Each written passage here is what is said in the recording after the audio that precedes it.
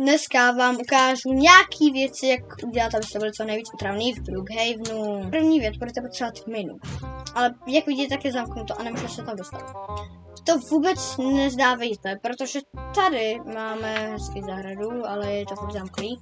Takže tady dejte tohle a dejte se sem takhle tu postel do těch dveří. Čekejte. Takhle úplně ne, čekejte, musíme to udělat jinak. Budeme točit takhle. Tak a teď si lehneme a jsme doma.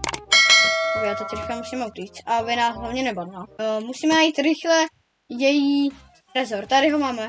Pak už to jen dáte. OK, máme peníze, pecka a rychle jdeme.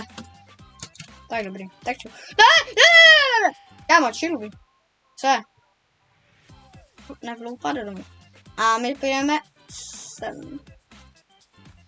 Tak je na hoverboardu, okay. No a přesně v tuhle část jsem dostal ban. Omlouvám se, že video bylo takhle krátký, prostě jsem dostal ban, ale na den z toho důvodu, že jsem zkoušel věci, které by se úplně neměly dělat, ale teď už mám zpátky, jo, bylo to jen na den. Chtěl bych vám říct, že všechno, co jsem dělal v tomhle videu, tak hlavně neskoušejte. Protože byste mohli fakt taky dostat ban a že by to na někoho mohlo naštvat. A to všechno, čau.